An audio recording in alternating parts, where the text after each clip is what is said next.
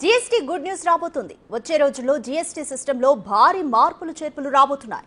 ఇప్పటివరకు 4 రకాల పన్ను రేట్లుండగా వాటిని 2 స్లాబ్లకు తగ్గించనున్నారు. అంటే ఇకపై ఎక్కువ మంది వాడే వస్తువులపై, సేవలపై పన్ను శాతం భారీగా తగ్గనుంది. ఇప్పటివరకు ఉన్న 4 పన్ను రేట్లు ఏంటని చూస్తే 5%, 12%, 18%, 28%గా ఉన్నాయి. ఈ జీఎస్టీ రేట్లను ఇకపై 5%, 18% అనే 2 స్లాబ్లకు తగ్గించే ప్రతిపాదనకు గ్రీన్ సిగ్నల్ పడింది. ఈ నిర్ణయం సామాన్యులకు ఊరటనివ్వడం ఖాయమంటున్నారు. ఇంతకీ ఈ మార్పులేంటి? అవి ఎలా పనిచేస్తాయి? ఎవరికి లాభం అనే విషయాలను చర్చనీయాంశంగా మారాయి. కేవలం 5, 18% ట్యాక్స్ సిస్టమ్ ఈజీ కావడం మాత్రమే కాదు, పన్ను ఎగవేత విధానం కూడా తగ్గే ఛాన్స్ ఉంటుందని భావిస్తోంది ప్రభుత్వం. మద్యం, పొగాకు, కూల్ డ్రింక్స్, ఫాస్ట్ ఫుడ్, చక్కెర వంటి వాటిపై 40% పన్ను కొనసాగుతూనే ఉంది.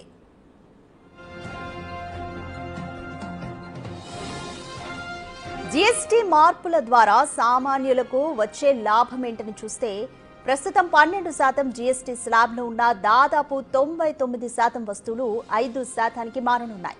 అలాగే 28% జీఎస్టీ ఉన్న 90% వస్తువులు 18% స్లాబ్కి పడిపోతాయి. దీంతో రోజువారీ వినియోగ వస్తువులు, సేవలు మరింత తక్కువగా మారనున్నాయి. ఉదాహరణకు గృహోపకరణాలు, దుస్తులు, ఇతర అవసరమైన వస్తువుల ధరలు బాగా తగ్గొచ్చని అంచనా వేస్తున్నారు.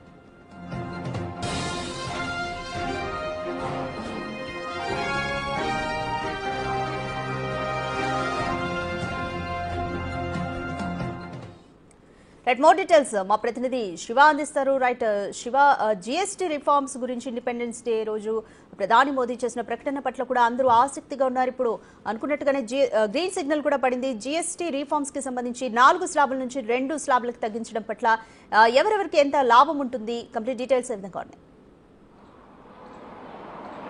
రైట్, రతిక, ప్రధాని నరేంద్ర మోడీ చేసిన వ్యాఖ్యలకు దాన్ని బలం చేకూరుస్తూ ఏదైతే జీఎస్టీ రేట్లు తగ్గిస్తారంటూ ఏ విధంగా అయితే ఇండిపెండెన్స్ డేన ప్రధాని నరేంద్ర మోడీ వ్యాఖ్యలు చేశారో దానికి అనుగుణంగానే ఈ 2 రోజుల పాటు జరిగిన జీఎస్టీ కౌన్సిల్ సమావేశంలో ఇటు ఢిల్లీలో 2 రోజుల పాటు ఈ సమావేశం జరిగింది.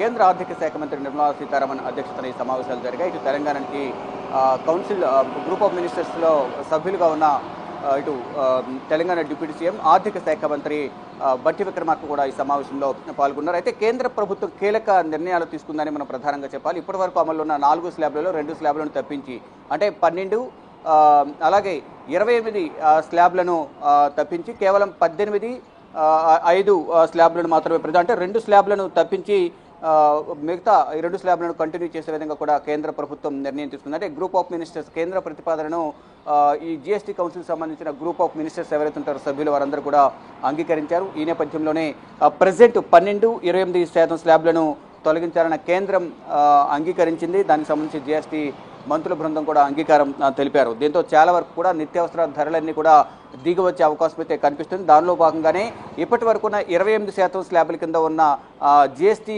రేట్లన్నీ కూడా, వస్తువుల రేట్లన్నీ కూడా 18%కి తగ్గుతాయి. అలాగే 12% ఉన్న జీఎస్టీ స్లాబ్లు 5%కి తగ్గుతాయి. దీంట్లో సామాన్యులకు చాలా వరకు ఊరట లభించే అవకాశం అయితే కనిపిస్తోంది. దీనికి సంబంధించి తుది నిర్ణయం అనేది మరొకసారి జరిగే జీఎస్టీ కౌన్సిల్ సమావేశంలో నిర్ణయాలు తీసుకునే అవకాశం అయితే ఉంది. దీంట్లో నిత్యావసర ధరలు అయితే భారీగా తగ్గే అవకాశమే ఉన్నట్లు కూడా ప్రచారం జరుగుతుంది. దాంట్లో కానీ ఆ నిత్యావసర వస్తువుల ధరలు దేనికి ఎంత మేర తగ్గుతుంది అనేది మాత్రం ఇంకా తెలియాల్సి ఉంది. కానీ 99% వరకు కూడా సామాన్యులకు చాలా ఉపయోగకరంగా జీఎస్టీ రేటు తగ్గడం అనేది ఉపయోగపడుతుంది. ఇప్పటి వరకు ఉన్న 4 జీఎస్టీ స్లాబ్లలో 2 తొలగించడం ద్వారా కేవలం ప్రజెంట్ అమల్లో ఉండేవి 2 మాత్రం అమల్లో ఉంటాయి. ఇటు 18 అలాగే 5 ఈ జీఎస్టీ స్లాబులు, 2 స్లాబులు మాత్రమే అమల్లో ఉండనున్న నేపథ్యంలో ఫర్దర్గా జరిగే సమావేశంలో ఎటువంటి నిర్ణయాలు తీసుకుంటారనేది కూడా చూడాల్సి ఉంది. ఇక వచ్చే నెలకు జరిగే వచ్చే నెలలో మరొకసారి జీఎస్టీ కౌన్సిల్ సమావేశం జరగబోతుంది.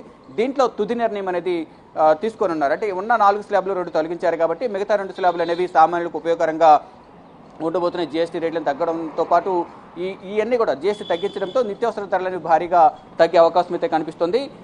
ఇక ఈ ప్రతిపాదనకు మంత్రుల బృందం అంగీకారం తెలిపినట్టుగా కూడా ఇటు బీహార్ ఉప ముఖ్యమంత్రి జీఎస్టీ పన్ను రేట్ల హేతుబద్ధీకరణ మంత్రుల బృందం కన్వీనర్ సామ్రాట్ చౌదరి కూడా దీనికి సంబంధించి కొన్ని వివరాలు వెల్లడించారు. దీనితో పాటు కేంద్రం చేసిన ప్రతిపాదనల్లో ప్రధానంగా అల్ట్రా లగ్జరీ అలాగే సీన్ గూడ్స్ అంటే సిగరెట్ల వంటి వాటిపై 40% వరకు ట్యాక్స్ విధించడం అనేవి ఉన్నట్లుగా కూడా ఉత్తరప్రదేశ్ ఆర్థిక శాఖ మంత్రి కూడా సురేష్ కుమార్ ఖన్నా వెల్లడించారు. దీనితో పాటు కార్లు, సీన్ గుడ్స్ వంటి ఆల్ట్రా లగ్జరీ గూడ్స్ పై ప్రస్తుతం ఉన్న పన్ను రేట్లను కొనసాగిస్తూనే 40% జీఎస్టీ రేటుపై పశ్చిమ బెంగాల్కి సంబంధించిన ఏదైతే లేవీని ప్రతిపాదించినట్లుగా కూడా ఆ రాష్ట్ర ఆర్థిక శాఖ మంత్రి భట్టాచార్య వెల్లడించారు. చంద్రిమ భట్టాచార్య వెల్లడించారు. ఈ అంశంపై జీఎస్టీ కౌన్సిల్లో భేటీలో తుది నిర్ణయం తీసుకునే అవకాశం అయితే కనిపిస్తోంది. అంటే నిన్న మొన్న జరిగిన 2 రోజుల సమావేశంలో ఉన్న 4 స్లాబ్లు 2 స్లాబ్లు తగ్గించడం ద్వారా ఎవరి మీద ఎక్కువ భారం పడుతుంది, ఎవరికి తక్కువ భారం పడుతుంది, దీని ద్వారా ఎవరికి ఎక్కువ ఉపయోగం, ఏ వస్తువులపై ఎక్కువగా రేట్లు తగ్గుతాయి అనే అంశాలపై ప్రధానంగా నిర్ణయాలు తీసుకున్నారు. అయితే వీటిని అంటే ఫైనల్గా ఇంప్లిమెంట్ చేయడానికి మరికొన్ని కీలక నిర్ణయాలు తీసుకోవాల్సి ఉంటుంది. కాబట్టి దీనికి సంబంధించిన సమావేశం మరొకసారి వచ్చే నెలలో జరగబోతుంది. ఈ నేపథ్యంలోనే దీనిపై వచ్చే నెలలో జీఎస్టీ కౌన్సిల్ సమావేశంలో కీలక నిర్ణయాలు తీసుకున్నారు. మొత్తంగా చూసుకుంటే అయితే వీటితో పాటు ఇప్పుడు తీసుకున్న నిర్ణయాలతో పాటు కొన్ని హానికరమైన ఉత్పత్తులు ఏవైతే ఉన్నాయో వాటికి సంబంధించి కూడా కొన్ని స్లాబ్స్ రేట్లు గూడ్స్ పై 40% వరకు కూడా హానికర ఉత్పత్తులైన సైన్ గూడ్స్ పై 40% వరకు కూడా జీఎస్టీ విధించాలనే ప్రతిపాదనకు కూడా ఇటు జీఎస్టీ కౌన్సిల్ బృందం అంగీకారం తెలిపింది. ఈ నేపథ్యంలోనే వీటన్నిటికీ కూడా కొన్ని నిర్ణయాలు తీసుకున్నారు. కేంద్రం ఏదైతే ప్రతిపాదన పెట్టిందో ఆ ప్రతిపాదనకు గ్రూప్ ఆఫ్ మినిస్టర్స్ బృందం సభ్యులు, జీఎస్టీ కౌన్సిల్ బృందం సభ్యులు ఎవరైతే ఉన్నారో వారందరూ కూడా అంగీకారం తెలిపారు. ఇక దీనిపై ఇటు కేంద్ర ప్రతిపాదన పెట్టడం, దానికి గ్రూప్ ఆఫ్ మినిస్టర్స్ అంగీకారం తెలపడం, వీటన్నిటిపై కూడా తుది నిర్ణయం అనేది మళ్ళా తీసుకోవాల్సి ఉంటుంది. మరొకసారి కౌన్సిల్ సమావేశం జరిగిన తర్వాత దాంట్లో ఈ 4 స్లాబ్లు 2 స్లాబ్లను తొలగించారు కాబట్టి మిగిలిన 2 స్లాబ్ల ద్వారా ఎంతమందికి ఎంత మేర నష్టం ఎంతవరకు ఉపయోగకరంగా ఉంటుంది, నిత్యావసర ధరలు అనేవి భారీగా తగ్గుతున్న నేపథ్యంలో సామాన్య జనాలకు భారీ ఊరటగా కూడా అందరూ భావిస్తూ ఉన్నారు. శివ, ఇంకా ప్రధానమంత్రి చెప్పిన మాటలు చూస్తే దీపావళికి డబుల్ బొనాన్సా అంటూ కూడా ప్రజలకు ఒక శుభవార్త చెప్పినట్లుగా ఆయన చెప్పారు. సో దీపావళికి ఇంకా రిఫార్మ్స్ చేసే ఛాన్సెస్ ఉన్నాయా? ఇంకా ఎటువంటి మార్పులు ప్రభుత్వం ఆలోచనల్లో ఉన్నాయి? రైట్, ప్రధానంగా ఈ వచ్చే నెలలో తీసుకునే నిర్ణయాలను బట్టి ఇప్పటికే ఉన్న 4 స్లాబుల్లో 2 స్లాబ్లను తొలగించిన నేపథ్యంలో ఆ 2 స్లాబ్ల ద్వారానే దాదాపు నిత్యావసర ధరలన్నీ కూడా తగ్గుతున్న నేపథ్యంలో నెక్స్ట్ జరిగే సమావేశంలో ఈ దీపావళి మీరు చెప్పినట్టు దీపావళికి కూడా ఈ మొత్తం నిత్యావసర ధరల తగ్గింపుకు సంబంధించి ఇంప్లిమెంటేషన్ అనేది అమల్లోకి రాబోతుంది. దానికి సంబంధించి ఇప్పటి వరకు నిత్యావసర ధరలు అయితే చెప్తున్నారు. అంటే ఏ వస్తువులపై ఈ భారం అనేది తగ్గబోతుంది, ఈ సామాన్య జనానికి ఎంత మేర ఊరట లభించబోతుంది. అంటే స్లాబ్లను తగ్గించడం ద్వారా 28 ఉన్నది 18కి తగ్గించారు, 12 ఉన్నది 5కి తగ్గించారు. కాబట్టి నిత్యావసర ధరలు చాలా వరకు సామాన్య ప్రజలకు ఉపయోగకరంగా ఉండబోతుంది.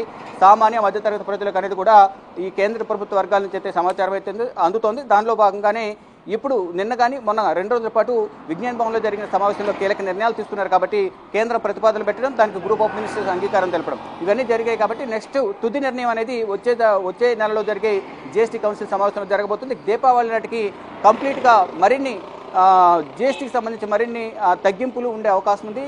భారీ ఊరటైతే సామాన్య ప్రజలకు లభించే అవకాశం అయితే కనిపిస్తూ ఉంది. Radhika. Right, thank you Shiva.